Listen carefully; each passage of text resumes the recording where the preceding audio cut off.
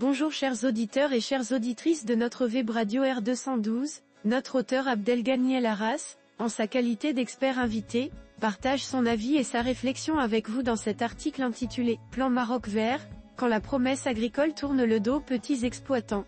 Le voici en podcast pour vous. Lancé en 2008 pour moderniser l'agriculture marocaine, le plan Maroc vert a mobilisé plus de 100 milliards de dirhams. 15 ans plus tard, si les performances à l'export sont là, les petits exploitants restent largement marginalisés. Déséquilibre des investissements, fragilité foncière, stress hydrique et gouvernance opaque, il est temps de repenser le modèle. Abdelghany El Arras entame son analyse par une mise en contexte claire et percutante sur les ambitions initiales du plan Maroc vert et les constats qui en découlent aujourd'hui. Dès son lancement, le plan Maroc vert, PMV, promettait de faire de l'agriculture un moteur de croissance, en alliant performance économique et développement social. Deux piliers structuraient la stratégie, l'un tourné vers une agriculture intensive, capitalisée et orientée export, l'autre destiné à accompagner les petits exploitants dans une logique de solidarité. Mais à l'épreuve du temps, ce double pari semble rompu. Les résultats profitent surtout aux grands opérateurs. En chiffres, près de 85% des aides publiques ont bénéficié à une minorité d'agriculteurs bien dotés en ressources et en foncier. Le pilier 2 censé soutenir l'agriculture solidaire a reçu à peine 14 milliards de dirhams, contre 99 milliards pour le pilier moderne. Une inégalité de traitement qui fragilise le tissu rural au lieu de le consolider. L'expert invité approfondit ensuite son propos en pointant l'écart grandissant entre les ambitions initiales du PMV et la réalité de sa mise en œuvre, notamment en termes de répartition des ressources. Autre levier majeur du PMV, l'agrégation. L'idée était de faire coopérer grands et petits exploitants autour de chaînes de valeur intégrées. Mais dans la pratique, beaucoup de projets ont abouti à une relation asymétrique, où les petits agriculteurs deviennent des sous-traitants dépendants, sans transparence sur les prix ni participation aux décisions. Loin d'émanciper, ce modèle renforce une forme de subordination.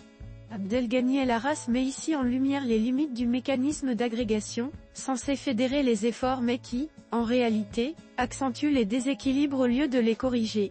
La question foncière reste sans réponse. Indivision, morcellement extrême, titres non délivrés, les obstacles juridiques empêchent l'accès au crédit, aux aides et aux investissements. Les terres collectives, guiches ou melk indivis, continuent d'échapper à toute stratégie de valorisation cohérente. Tant que ces verrous ne seront pas levés, l'agriculture familiale restera condamnée à la précarité. Il poursuit son analyse en s'attaquant aux nœuds fonciers, véritable frein structurel au développement équitable du secteur agricole. Le déséquilibre touche aussi l'eau. Alors que des milliards ont été investis dans les périmètres irrigués bien dotés, Sousse, Aouz, Garbe, les zones bourgs, non irriguées mais essentielles, ont été laissées pour compte. Ces zones représentent pourtant la majorité des terres agricoles du pays. Après 6 années de sécheresse consécutive, cette inégalité devient intenable. Les petits agriculteurs, sans eau ni appui technique, voient leur rendement s'effondrer.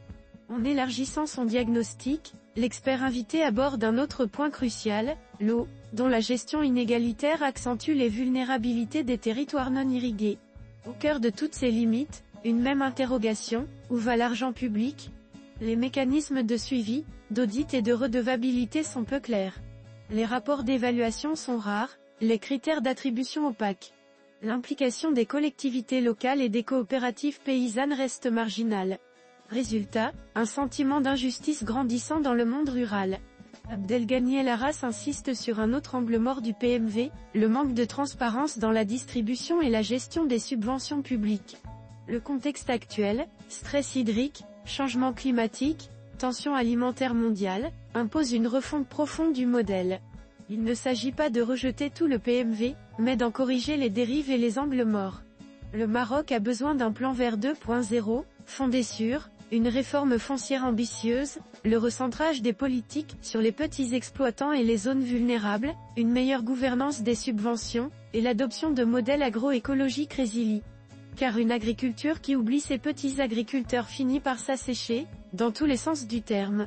Enfin, l'expert invité conclut son article par une série de propositions concrètes et indispensables, traçant les contours d'un avenir agricole plus inclusif et durable. Chers auditeurs de la web radio R212, merci d'avoir été à l'écoute de ce podcast, et de partager avec nous ce moment d'échange et de découverte. Votre présence et votre fidélité sont notre plus belle récompense. On se dit à très bientôt, si vous le voulez bien. Avec toute notre gratitude, l'équipe de R212.